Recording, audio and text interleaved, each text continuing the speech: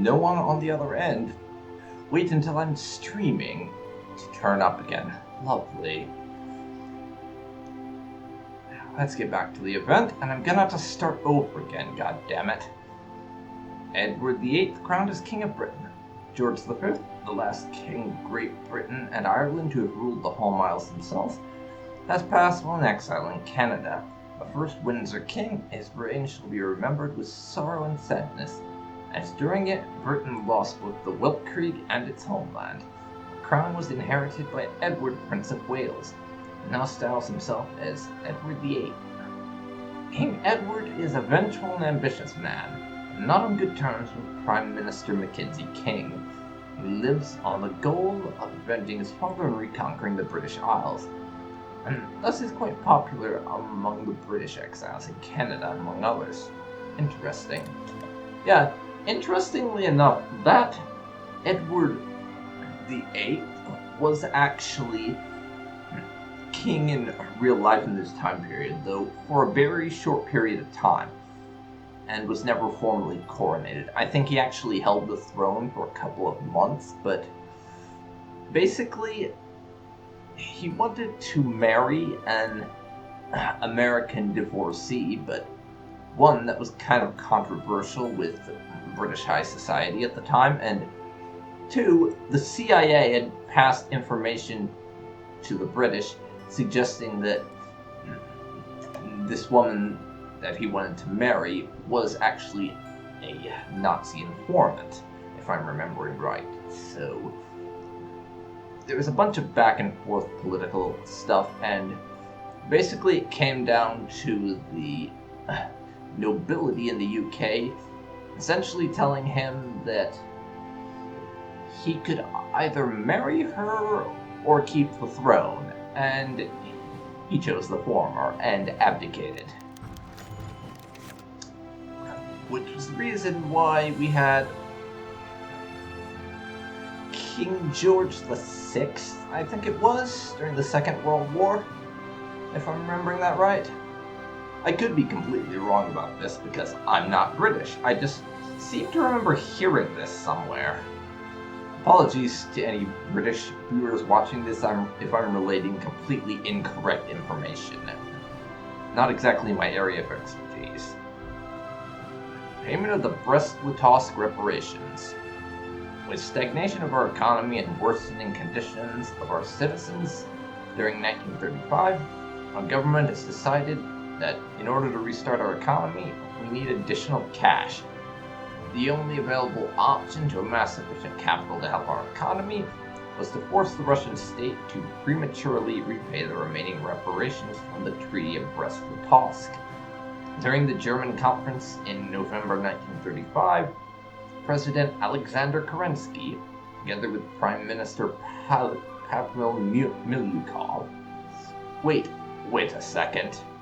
How is Kerensky involved in this? He's dead. Seriously. This has got to be either a writing bug or...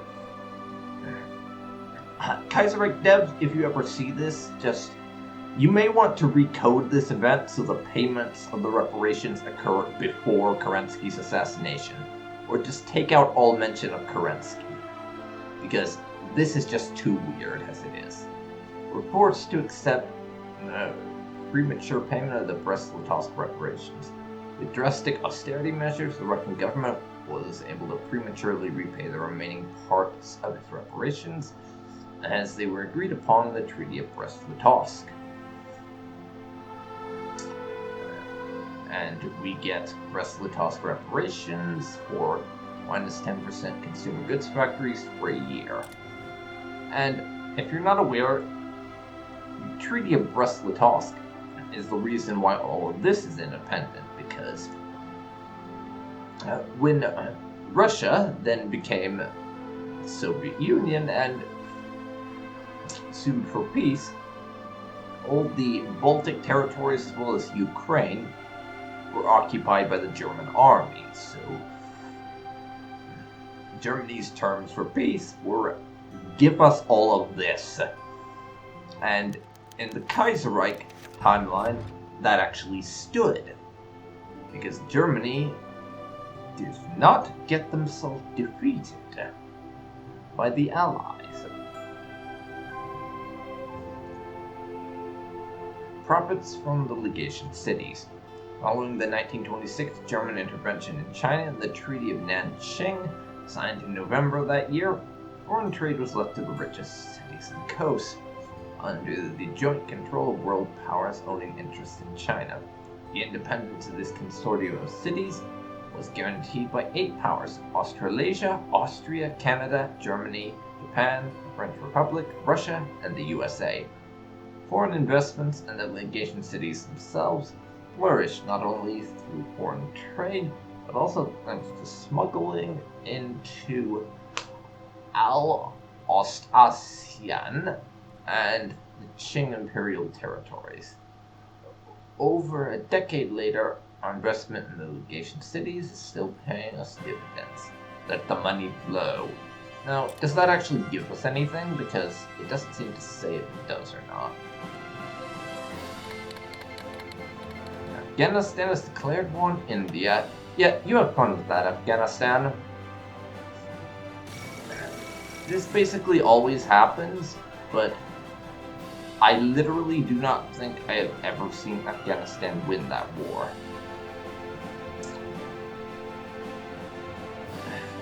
They always lose it and either get puppeted or lose a massive amount of territory to the Dominion of India. A fifth Anglo-Afghani War. After the Weltkrieg, the British Raj collapsed into turmoil and warfare, the neighboring kingdom of Afghanistan took advantage of this as an opportunity to seize Peshawar and Quetta, with border regions of the Dominion.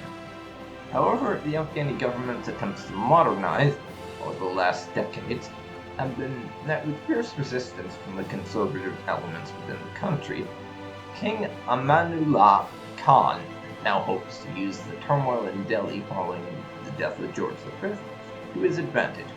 By repeating the successes of the Fourth Anglo-Afghani War, the king hopes to silence the conservative opposition and bring new lands to the crown. However, international experts do not put many hopes on the tiny mountain nation winning this conflict. Who cares about Afghanistan anyways? They're just a bunch of ignorant and stick-swinging savages in the middle of nowhere. No offense to anyone who currently lives in Afghanistan intended, of course. Black Monday. This is the event I was talking about when I mentioned that Black Monday hadn't happened yet. On the 3rd of February 1936, the Berlin Stock Exchange stopped sinking. It plunged. Fueled by the instability on the market, panic selling erupted as soon as the stock market opened on Monday morning. It took well into the night for the teleprinters to stop sputtering out the results of what became known as Black Monday. When the results had been analyzed, it was clear that the situation had only gotten worse. The shock of this unprecedented economic catastrophe will no doubt be felt over the entire world. The German Golden Age has ended, for now at least, and we get some really severe penalties from that. Production stability down, production efficiency cap down, factory output down, resources to market down, and more stability down, and we lose the legation city dividends. And yeah, we just dropped from 60% stability all the way to 10%. So that's nice. But we did finish the 1934 naval plan, so that's nice. The Kaiserreich Marine stands as the strongest navy in the world in the year 1936, but many challenges will face it in the coming years.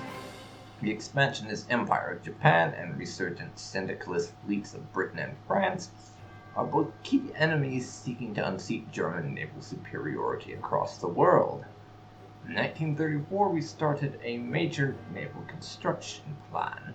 Many of the ships laid down in that period are well on their way to being finished.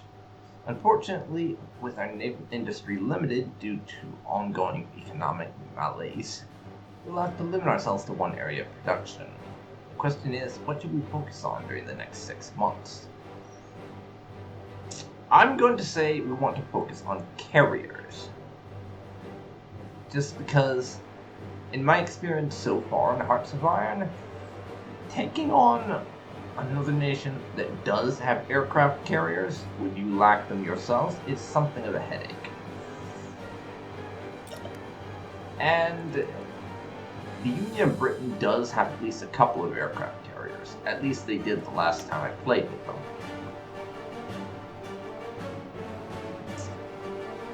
But now, with that done, we can pick another way for things to go.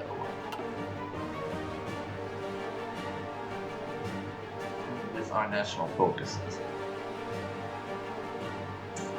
We can't do Aftermath of Black Monday yet because the Black Week has not ended, so we need to wait on a certain event to happen. I will do State of the Economy, though.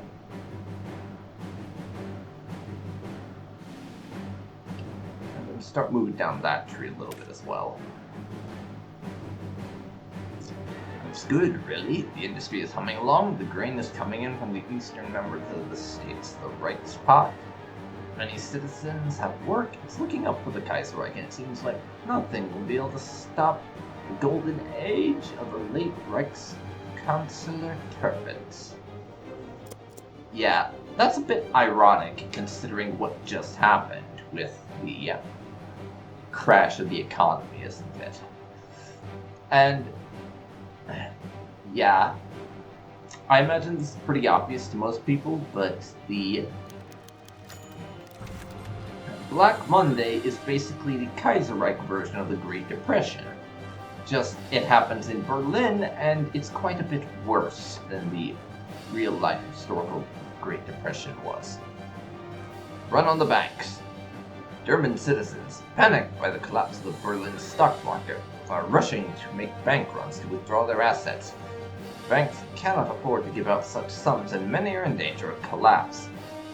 Many are clamoring for immediate government intervention to stabilize this unprecedented financial crisis.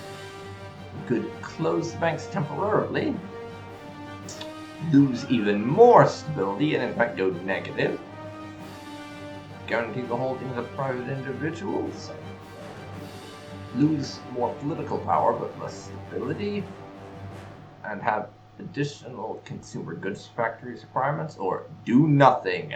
Go even more negative.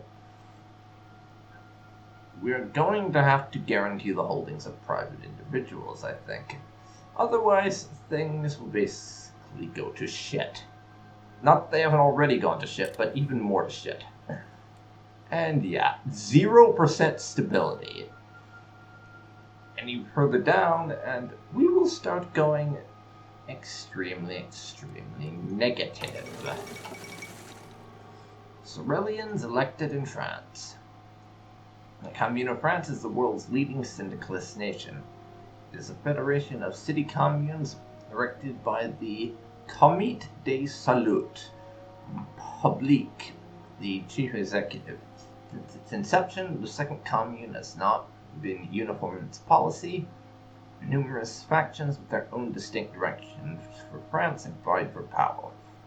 With revenge against Germany and the World Revolution approaching, the election in 1936 was set to be very important.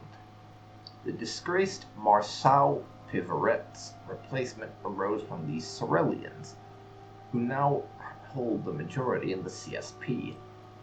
The Sorelians are orthodox syndicalists and advocate centralization with the Bourse Générale du Travail, the Parliament, as the chief institution. Interesting. So France actually managed to make a decision on who they wanted to run their country. I've seen it happen sometimes where there's just been an electoral deadlock and they cannot make a single decision. That's been a thing that can happen sometimes. Black Week comes to an end. The situation hardly improved in the days following Black Monday, which was the start of what became known as the Black Week. Panic selling of stocks reached an all-time high as people tried to dump their stocks before they became worthless. When the Berlin stock market closed at the end of the week, the market was as dead is the 11 major economic experts and top executives in Germany that had committed suicide. Well, that's just so lovely, isn't it? Suicide over economic problems, just what you want to hear. The German government had to act. We must reform the economy. And that gives us 2 stability. So we now have exactly 2 stability. Very lovely. Very, very lovely. So, we're in a bit of a pickle right now. We have an economic crisis on our hands, and a hostile neighbor in the west. Yeah. This is just a lovely situation to be in. I love having economic problems when we have hostile neighbors. Isn't it just great? Polish monopolies crash. The week of Black Monday, some of our corporate interests in Poland have gone bankrupt. We now received news that the Polish government, ever irritated at our economic interest in their country, have moved to seize our corporate assets in their country, effectively removing our control over their economy. This is a disaster. You won't forget this. So, we had some economic control in Poland, which is no longer a thing. As they decided it's theirs now. Now that's a problem. Poland, what, before were they like an economic puppet state or something? As opposed to being an actual puppet state. I suppose that's the case. It would kind of make sense.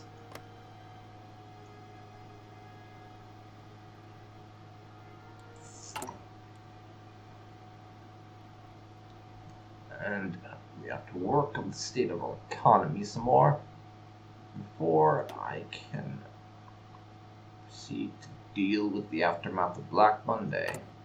Start restoring our stability some more. Because this economic crisis is actually going to be one of the major issues that Germany has to deal with, because we will have to both reform the economy and make sure we're in a position to fight off the naughty communists next door, who are going to be a pain in the ass to deal with. Very much so. It's March now.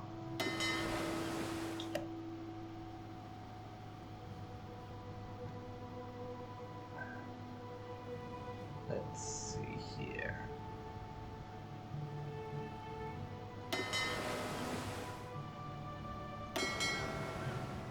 You? Apparently none of our fleets have any commanders.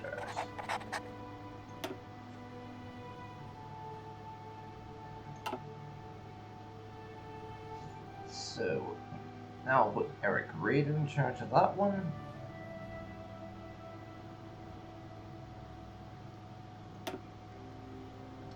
That fleet can do some naval exercises for a while.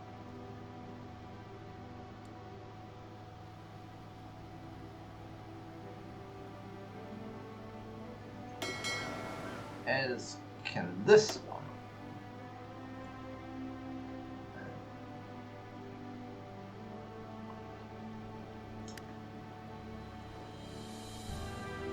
Actually,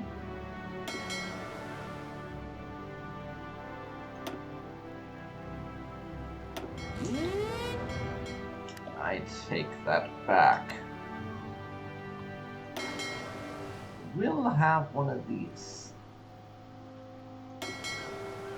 smaller submarine fleets doing exercises instead.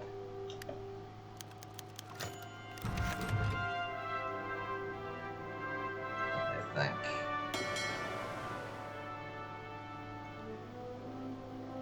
The Halbstark terror. With the devastating economic situation, many families struggle to earn their daily bread, and the social security net is strained to the breaking point. In recent weeks, the streets of many German cities have been increasingly terrorized by gangs of teenagers. These Halbstark steal products from the markets and shops, and often carry money from innocent pedestrians or commit acts of vandalism to escape boredom and frustration. Few citizens feel safe on the streets anymore, and it is clear that what some in the government might see merely as low-level civic disorder, instead has the makings of total societal breakdown. Mein Gott, how shocking! And we are into negative stability now. Great. Gallo seizes control of Ecuador. So, the military coup in Ecuador, I'm assuming, is what this is. Seemingly unwilling to stand by and watch the relatively liberal government under Ayura's PLRE risk enfeebling Ecuador, Alberto Enriquez Gallos launched a successful putsch in Quito. Having already dissolved the administration and created a new council of military advisors, the new military strongman even, has quickly begun embarking on a quest to purify Ecuador of alleged threats and opponents. Though the nation has recently been viewed positively in a friendly business environment for foreign investors, whether that state of affairs will be preserved by the new regime is unknown, seeing that Quito's liberalism just couldn't last. Indeed it could not. Indeed it could not. And we'll let both of our fleets just sit out there and do their exercises for now. When I get to the point where I have under a year's worth of fuel left, I'll send one of them back to port. Restoration of democracy in Australasia. The Australasian Confederation has been under the authoritarian rule of Governor-General William Birdwood since the British invocation of the Emergency Protocols in 1924. Considered by many in the nation to have been a heavy-handed response to the Melbourne Common Syndicalist uprising, Birdwood finally relented to call for an open election, leading to the surprise result of Earl Page's Country Party achieving a minority government in the Canberra Parliament. Page is expected to have a tough time ahead of him, with labour unrest on the rise and calls for the revocation of Birdwood's more egregious restrictions on personal liberty. Interesting. So Australasia is no longer essentially a military dictatorship, but they're actually a democracy.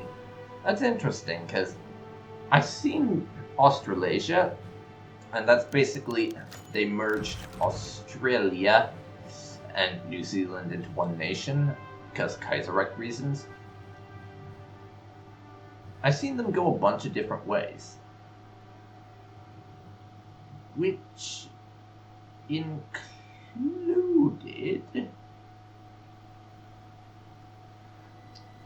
actually a this time successful communist uprising, followed by war with the rest of the Entente, which was interesting to say the least. Financial troubles in the colonies. Some maverick politicians proposed distributing more resources to the colonies to the detriment of the German national, which would obviously not be popular. So we could dedicate as many resources to the colonies as they need. 8 of our factories would work for the needs of our colonies for a year. Less political. We would lose 20 any political power, but all of our colonial puppet states in Mittleafrika and the AOG would like us more. Only cover the most critical expenses. We'd lose more political power, but 5 of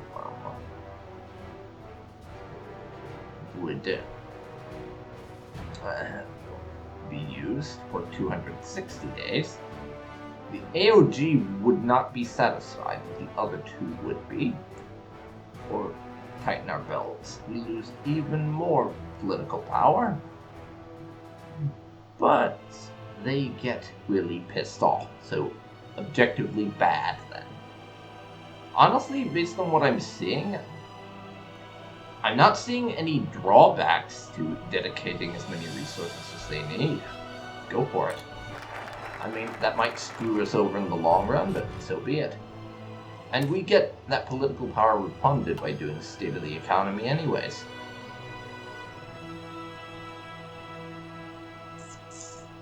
Now, though, I think we need to move on to the aftermath of Black Monday and start working on reforming our economy to be less shit. The great stock market crash of 1936, widely known as Black Monday, has already had a massive impact on German politics, culture, and society. While the damage might never be truly known, let alone fixed, we should enact reforms and recovery policies to regain some of our lost capacity. We will gain 2 stability back when that finishes. We're already at negative 15, you should know, so should at the very least help us with that. Maneuvers in the Carpathians. The Treaty of Bucharest of 1918 officially ended the Wild Creek for Romania, but at what cost? Romania was now dominated by German and Austrian industries. Most of her coastline was annexed by Bulgaria, and the Carpathian Mountains separating Romania from Hungary were put under firm Austro-Hungarian control. The humiliation Romania endured resulted in it devolving into a national populist dictatorship led by the conducitor Corneliu Codreanu. Codreanu and his Iron Guard set out to restore Romania to what they say it should have been, a titan of the Balkans. Their first major move is a large-scale military exercise, seemingly in preparation to seize the Carpathians and perhaps the lands beyond. The world is changing. Yeah, that's not going to go over too well with the Austrians, or the Hungarians, certainly. Seize the lands beyond. That would tend to be a code for war, I would think. The death of Pius XI. All Christendom mourns the death of His Holiness Pope Pius XI, who died following a heart attack after having been in declining health for the past several years, something which rapidly worsened following Black Monday. The Holy Father will soon be interred with the rest of his predecessors in the tomb of the popes. Until the next cardinals in Rome, until the next pope can be chosen, the papal state will be ruled by the College of Cardinals in Rome. The succession of His Holiness is made all the more important due to the Catholic Church's role in governing the reformed nation, as well as its vehement opposition to syndicalism, a force which has divided the north of Italy along the River Po and seeks to once again reunify the Italian peninsula. How terrible. So yeah, Italy, as you can see, and will be aware if you've played any recent versions of Kaiserreich, is quite a bit different because before some not too distant updates, the Socialist Republic of Italy held the territories currently controlled by the 2 Sicilies. Rome was the papal state did not exist, and the Italian Federation was all of that, and Rome, and both of those. So Italy's been balkanized a little bit effectively, which makes it a much more interesting region because you don't have just literally 2 separate powers who are fighting it out. You have a lot more than that. And as you can see there, the Qing Empire has declared war on one of those many splinter kingdoms of Chinese warlords. I'm pretty sure they're basically hard-coded to do that all the time, where they go after the warlords. So, we'll see how that goes for them. I've seen them get bogged down in a never-ending conflict with those guys, and I've seen them resolve it remarkably quickly. So we'll see how that goes. But we have an agricultural crisis in Middle Europa. During this time of great crisis, the complacent agricultural sector of the German economy has proven to be particularly vulnerable to the economic downturn. With this in mind, several junkers representing the landed nobility of the Kingdom of Prussia asked for protections, legislation, and state subsidies for their agricultural production. By imposing tariffs on foreign produce, we will strengthen this vital sector of the Reich's economy and protect our farmers. Unfortunately, such a measure is likely to cause further damage to the economy of our neighbors, dependent as they are on German markets for their food exports. The wheat crop in the Ukraine is particularly vulnerable. Choosing to enact protectionist measures might seriously damage them and our other agrarian partners. So, we can choose that we must protect our own peasants,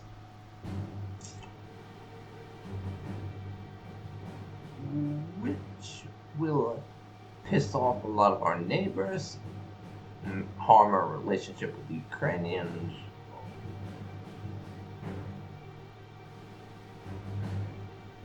And weaken their government, or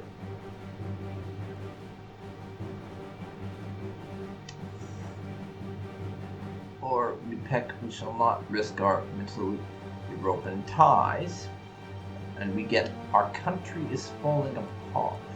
Now, what is that actually going to do?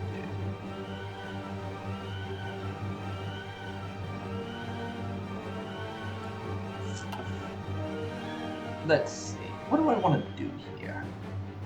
Now, honestly, I think the way I'm going to be playing this is kind of a Germany first approach, where our allies and puppet states, they exist to benefit the home country, so we're going to help them where we absolutely have to, but we're not going to do anything that would weaken the territories of European Germany in order to help our allies and puppets. It's going to be a very Germany first type of thing. As a result, we must protect our own peasants in the guild wars. So a couple of our neighbors aren't going to like us for that. Which Ukraine, it will harm our relationship and weaken their government.